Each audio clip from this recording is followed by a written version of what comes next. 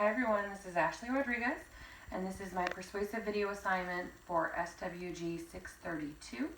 My topic that I chose is the application of life without parole sentences for children in the American justice system, and whether or not the life without parole sentence or the de facto equivalent, which I'll explain in a minute, should be applied to children in this country. Let's get started.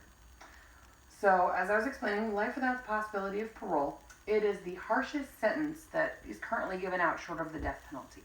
It is typically applied to adult offenders, but in many cases has been applied in the past to juvenile offenders. And we'll speak also about the evolving case law in that area. The de facto equivalent, when you see the phrase de facto equivalent of LWOP, or life without parole, it means that the term and year sentences have added up to more than a person's normal life.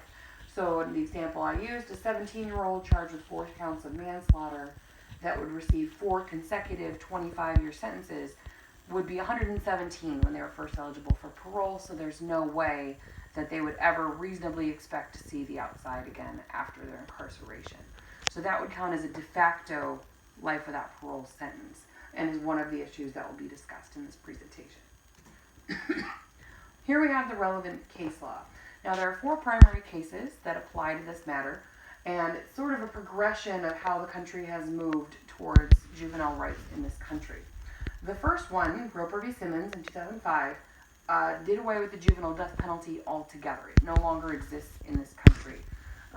It stated basically that due to their diminished culpability and higher capacity for rehabilitation, children deserved an opportunity at least to prove that they could improve, to have a chance at rehabilitation and returning to society.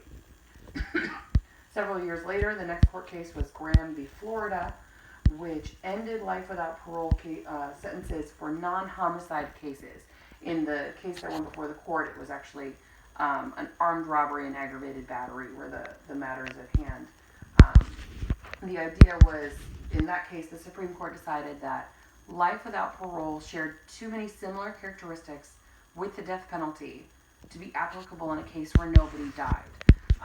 That specifically, they cited that there was no hope for reprieve from their incarceration, and that's something that you would expect in a death penalty case in a murder situation, not in a non-homicide situation.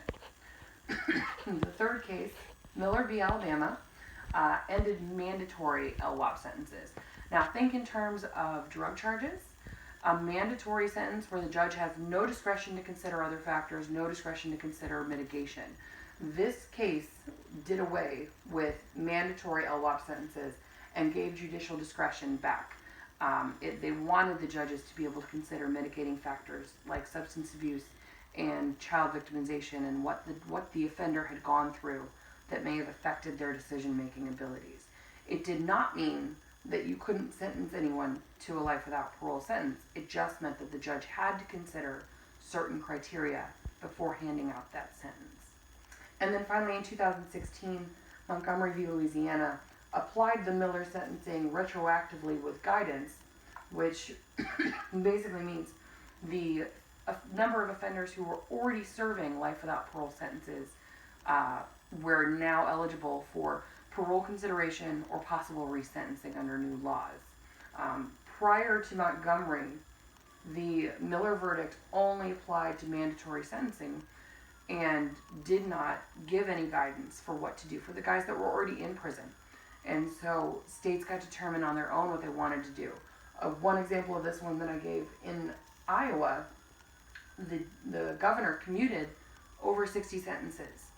But what he did is he took them out of life without parole and gave them each 60-year sentences, which in many cases ended up being the de facto equivalent because those gentlemen would have been 80, 90, 100 years old before they would have been eligible for any version of parole. As far as international law, the 1990 Convention on the Rights of Children established what is the standard international law regarding the rights of all children in the legal system and protection. Specifically, it states that a life without parole sentence for a child is a violation of human rights.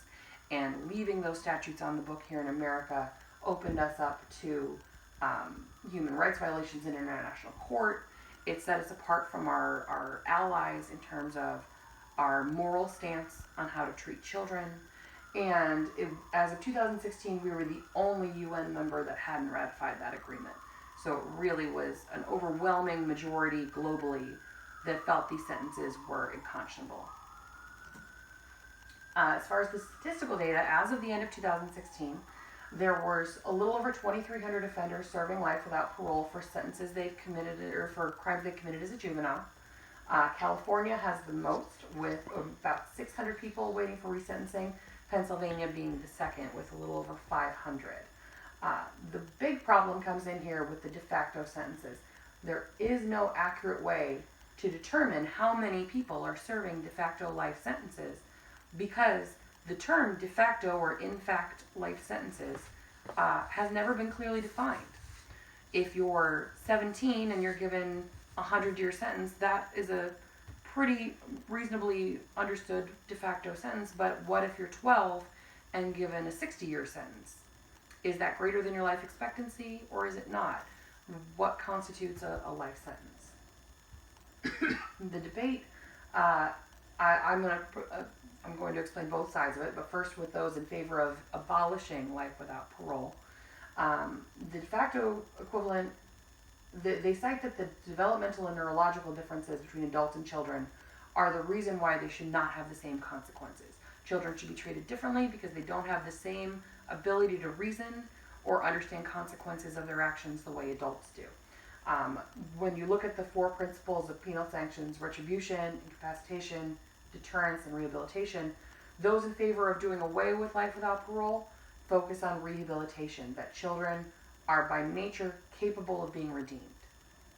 However, the other side, in favor of leaving the de facto equivalence at the discretion of the court, they focus on the other 3 arguments. Retribution, that the punishment should meet the crime, going biblical, back to the beginning, where you've killed someone, therefore your life should be forfeit. We may not kill you for it, but you don't get to have any of yours back. Incapacitation, the murderer can't reoffend because they're not in society to harm anyone else. And deterrence, that peers in their age group understand that there are no second chances with certain crimes. The other big factor in here is life expectancy. The de facto crime means that the sentence adds up to more than your life expectancy. Well, what does that mean? Different racial groups and different age groups and different circumstances change your life expectancy. Mortality is relative. White men in prison are more likely to have higher mortality rates than their white counterparts on the outside. Black men, however, have lower mortality rates than black men on the outside. Claiming a juvenile would serve a disproportionate amount of their life in prison than an adult with a life without parole sentence assumes a consistent lifespan and mortality rate, which cannot be statistically supported. There's no evidence to support that we can make that claim.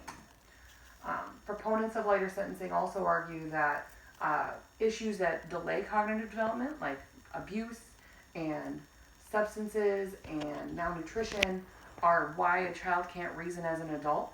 However, that's exactly the reason they use to say that these children can't be reformed. We've already damaged their ability to reason so severely that they may not be redeemable and therefore need to be incarcerated.